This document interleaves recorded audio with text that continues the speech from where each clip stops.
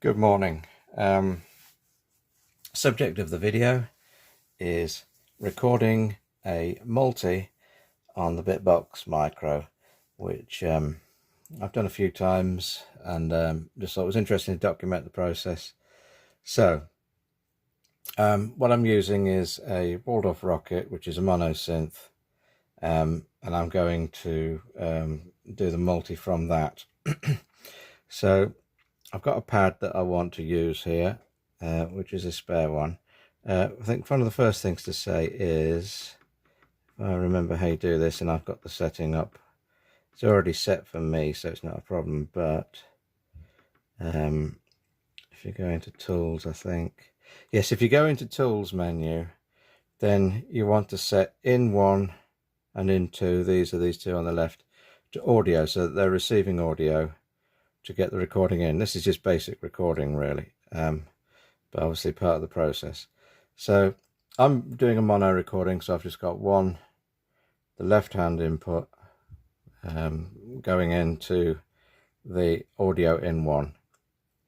Then you can't see the Waldorf Rocket because it's off screen, but there is a MIDI out here which is going into the Waldorf Rocket, and the Waldorf Rocket's audio out is going into this in one, which is where the audio is going to get recorded into. So here is my my pad that I want to record into. If I go across here, one press of the little left and right button, but the right hand one in this case, click the waveform display.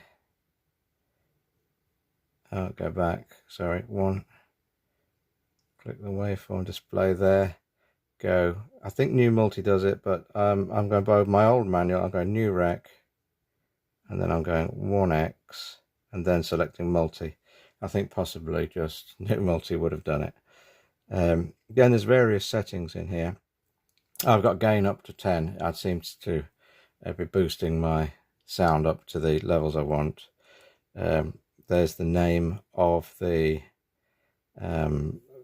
multi that you want to come out. So that's first try at the moment, I call it. If I click the right button, then I can edit that name by kind of the old arcade machine method of putting your name in when you get a high score, left and right with the top button, and then change the letter with the other one. So I'll call this, it's called TRB at the moment, I'll call it first tab. It doesn't mean anything, doesn't matter.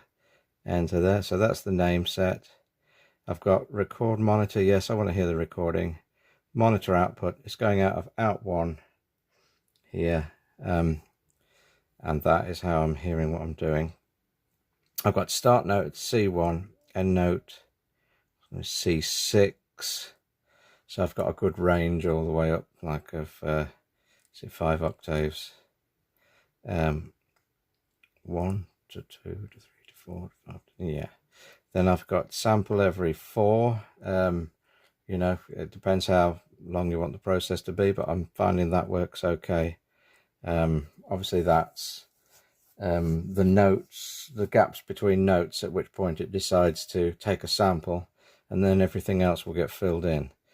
Velocity layers 1, I haven't got into velocity layers yet. That's a story for another day. So I've just got 1. Note length, I've got note length here at 1 second and the release length 8. So it will obviously hold down the key for 1, record the thing fading out for 8 seconds after that. And let's see, MIDI channel 1 is the channel that the Rocket is receiving on. So basically there's all my settings. Now on the Rocket I've got a sound, which is basically that. I haven't really heard it in the bass registers because the Rocket's got a button on it. I'm not hearing it played back on a keyboard, so hopefully it sounds good at lower pitches. But that's the sound that I'm using at the moment. Don't know what it's going to turn out like as a multi. One thing to note, I was messing around with the Arturia Micro Freak, and so far I haven't got as good a results in terms of the sounds coming out of the thing. And so I've gone to the Rocket because I kind of like it. It's a bit grittier, and I seem to find when I sample these multi-samples, it kind of loses a bit of the grit on the sampled side.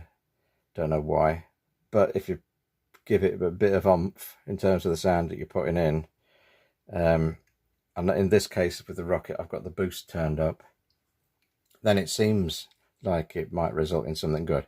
But then it depends what you want at the end of the day. You might want a very clean sort of simple kind of sound as well for other purposes. So anyway, that's all the parameters in.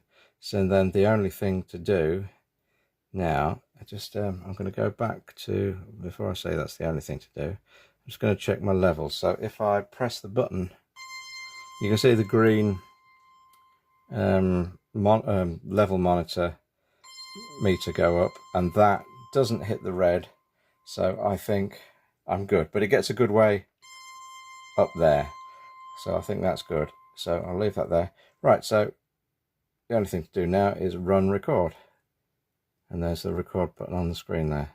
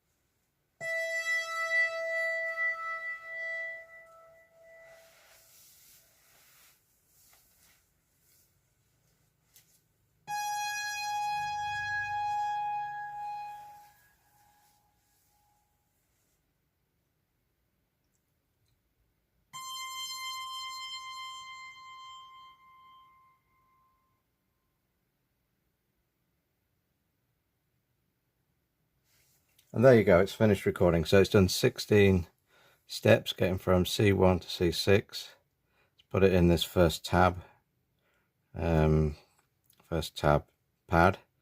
If I go keys, then I should be able to play it back. Now as that's playing it back as a mono file, so if I want to go from a mono synth and turn it suddenly into, by the magic of sampling, into a polysynth, I can go across to, on this, go down, I'm in the main menu. Oh no, it's the config. Is it the config or the main? Hang on. It's the config menu of that. Go to, let's put 6 poly on that. Go back home, keys.